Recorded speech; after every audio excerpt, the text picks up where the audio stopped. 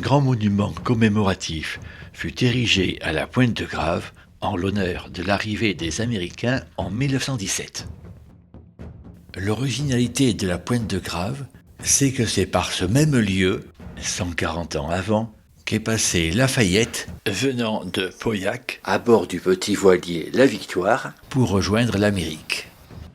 C'est bien La Victoire et non l'Hermione. La Pointe de Grave est le double symbole de l'arrivée des Américains en 1917 et du départ de Lafayette en 1777. Le premier navire américain qui arriva en Gironde fut le Rochester. Son arrivée à Bordeaux est triomphale. À Brest, à Saint-Nazaire, à Bassens, des centaines de milliers d'Américains viennent nous aider pour terminer et obtenir la victoire de cette épouvantable Grande Guerre. Ce monument de près de 70 mètres se voyait de loin. C'était le monument commémoratif le plus haut de France. Depuis le sommet, on pouvait voir jusqu'à Soulac et sur l'autre côté, le port de Port-Bloc.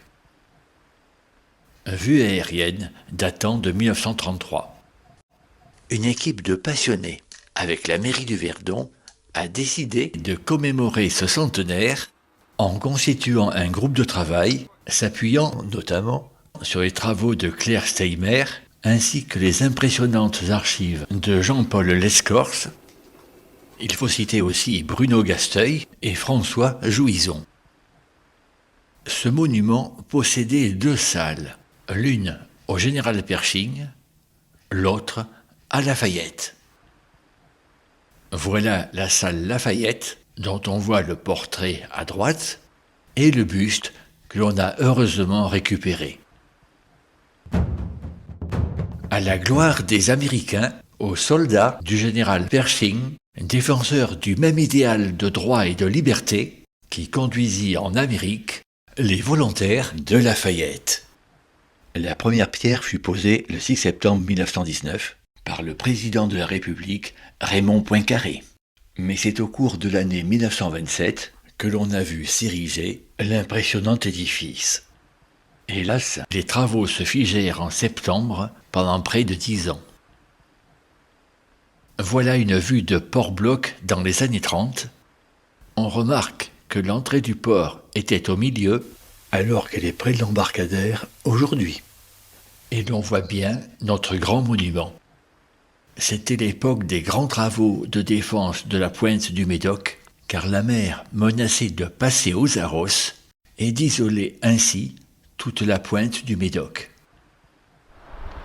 Voilà ces travaux titanesques menés par le Conseil général et le port autonome de Bordeaux. De Soulac à la Pointe de Grave, des digues ont été construites, qui furent longtemps appelées les piscines, puisque l'on pouvait s'y baigner. C'est d'ailleurs là que beaucoup ont appris à nager. Et au fond, notre bel édifice. De pareils travaux ont été suivis par les autorités au plus haut niveau du gouvernement. On reconnaît aisément le ministre Paganon. En revanche, il est plus difficile d'identifier Georges Mandel, le maire de Soulac, bien entendu présent. Les pontons de Soulac, ce sont les années 30, les constructions en béton et l'art déco. Jean-Paul Lescorce a édité un livre illustré de nombreuses cartes postales remémorant cette époque. Les pontons de Soulac, c'était quelque chose. Et voilà, le train de chantier est transformé en train touristique pour les autorités. Tout le monde est habillé sur ces 31. On commence à monter dans les wagons. Heureusement, c'est plus de peur que de mal. Alors, on peut repasser la scène.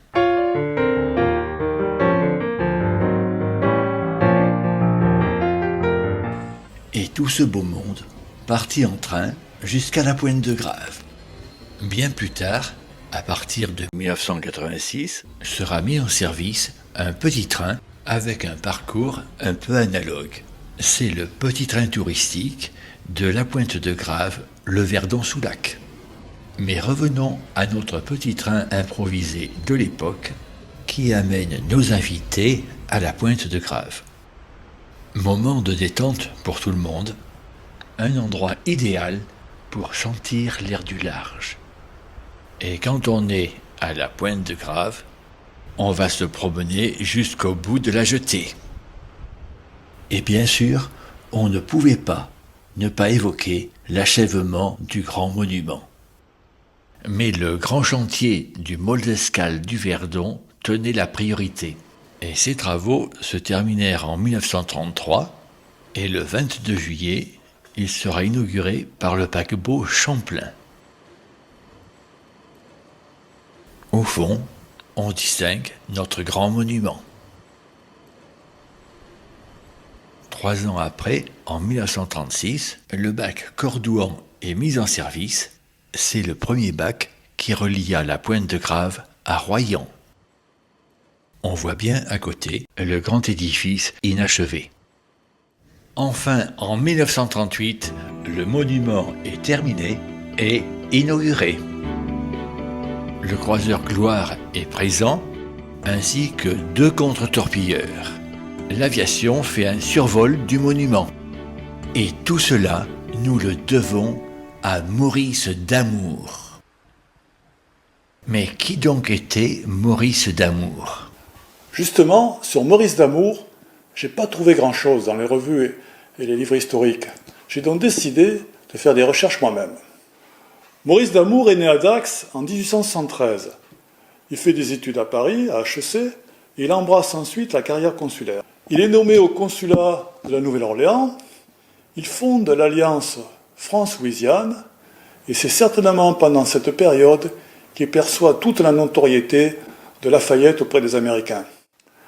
À la fin de la guerre, il souhaite la construction d'un grand monument, et pour cela, il constitue un comité d'honneur comprenant notamment Raymond Poincaré, Georges Clemenceau, Georges Lègue, Aristide Briand, Pierre Loti, pour ne citer que cela. C'était vraiment un très brillant député. Alors, monsieur Armagnac, vous avez connu, vous, monsieur Maurice Damour. Oui. Alors, comment était ce monsieur? Alors, un homme brun, Ouais. dans les 1m70, 1m75 peut-être. Là, très gracieux, très souriant, très avenant. Il ne regardait pas la catégorie des gens. Il parlait aussi bien avec les ouvriers de la défense de la côte qu'avec un ingénieur, qu'avec autre. C'était un homme qui avait, disons, une façon de vivre, qui aimait la société. Et quand il faisait quelque chose, il le faisait comme il faut. La preuve avec ce dossier. C'était formidable ce qu'il a fait. Malheureusement, il est mort et il n'a pas pu. Mais ça aurait dû se faire.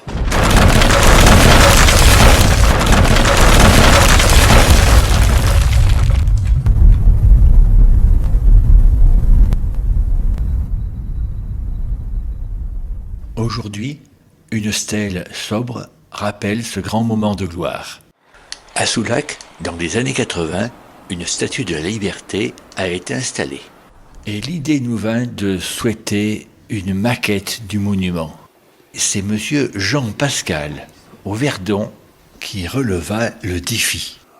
En effet, une première maquette avait été réalisée, mais n'avait pas donné satisfaction. C'est au mois de juillet que M. Pascal se mit à rassembler tous les documents possibles pour la réalisation de la maquette. Pour faire cette maquette, on a très peu de cotes et de documents, à part des photos. On prend les dimensions sur la photo, on les modifie à l'échelle. Alors, on en est à combien? 98 heures. Alors, Philippe Michel, vous avez vu le monument des Américains à la Pointe de Grave. Mais oui, je l'ai vu, mais je ne l'ai pas vu pendant longtemps, étant donné qu'il a été fini de construire en 1938, et qu'en 1941 ou 42, il était démoli par les Allemands.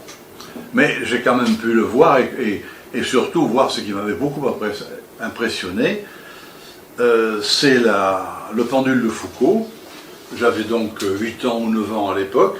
Et de voir le pendule de Foucault et son fonctionnement, ça m'avait beaucoup impressionné. Mais où il était ce pendule de Foucault? Ben, il était accroché à l'intérieur du bâtiment, tout à fait en haut, et il y avait un pendule qui se balançait au-dessus d'une circulaire, d'une circulaire graduée, et sur laquelle il tournait dans les 24 heures. Il y a actuellement le même appareil dans le Panthéon, et il faut savoir que ce pendule de Foucault, il continue sur son élan, à aller de droite à gauche au bout de son câble, à se balancer au bout de son câble, en gardant la même position par rapport à l'espace.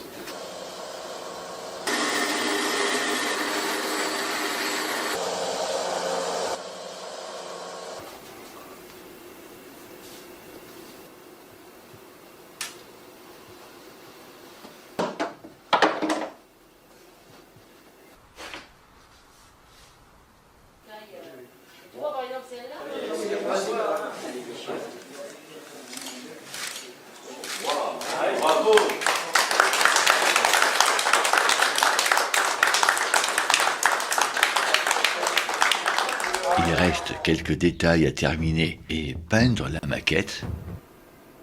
Cela a été fait dans les mois qui ont suivi.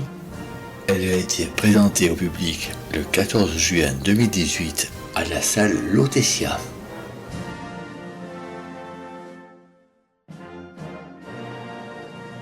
Elle est maintenant au Point Info, rue des Frères Tard, en centre-ville, dans une salle spécialement aménagée. Les autorités sont venues constater cette réalisation, dont le consul des États-Unis. Alors notre projet final, c'est d'installer une réplique de dimension raisonnable à côté de la stèle actuelle.